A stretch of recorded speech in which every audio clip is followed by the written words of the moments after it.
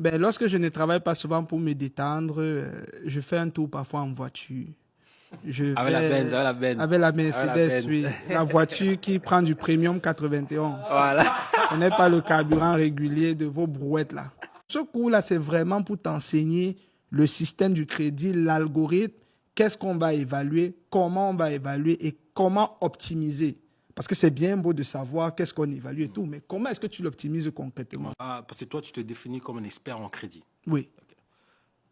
Est-ce que tu peux conseiller à un nouveau arrivant au Canada d'avoir une carte de crédit? C'est quoi l'importance de la carte de crédit au Canada? Déjà, pour répondre d'abord à ta question, il faut comprendre déjà qu'au Canada, soit tu bâtis ou tu baisses. Ok. Il n'y a pas de milieu. Parce qu'il y a beaucoup de gens qui arrivent au Canada et se disent, moi, je ne veux pas prendre des crédits, je ne veux pas être dans les problèmes. Je ne veux rien savoir, je veux être neutre. Il n'y a pas de neutralité. Le fait de ne pas bâtir le crédit va entraîner une baisse de ton note de solvabilité. Bon aussi que je vais donner à mes amis ici, lorsqu'on vous fait les offres d'augmentation de crédit, prenez-les. Sur le plan stratégique, ça vous arrange. Vous prendrez le coup et vous allez mieux comprendre. Parce que le peuple périt par le manque de connaissances. Si je reste dans le sens du crédit, il y a beaucoup de gens qui pensent qu'ils vont s'en sortir avec leurs épargnes personnelles. On ne bâtit pas la richesse avec les épargnes personnelles. Ça, c'est une erreur monumentale. Mais je vais parler peut-être en tant qu'afro-descendant. Je sais que ce que je vais dire vont choquer certains à la maison, mais c'est la vérité. Je suis venu ici pour vous dire la vérité. Il faut. Et je pense que cette vidéo va beaucoup vers la communauté afro-descendante. Ce que vous allez savoir, c'est que les gens de notre communauté sont très méchants et jaloux. Et préparez-vous à travailler 10 fois plus fort pour avoir les résultats que vous méritez. Préparez-vous.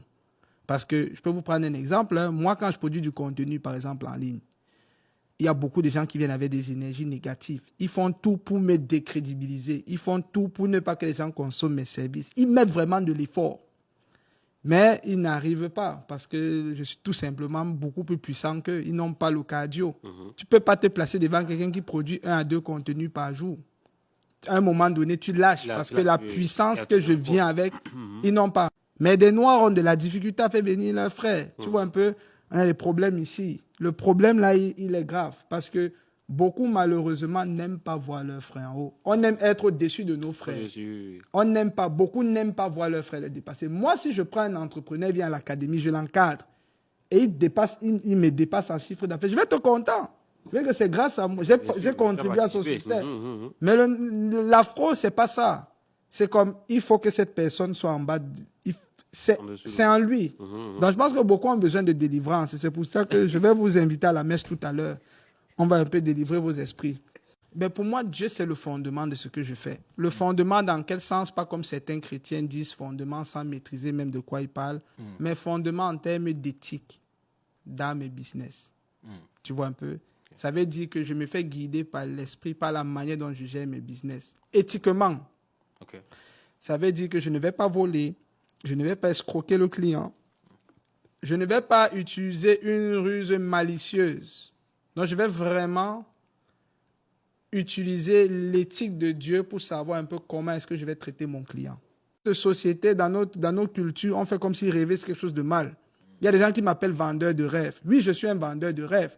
Parce que toutes les personnes qui ont accompli de grandes choses sur la terre ont commencé par le rêve. Donc, tu dois me remercier du fait que je vends le rêve. Ça veut dire que je te vends l'ADN de ce qui va te permettre d'être grand demain.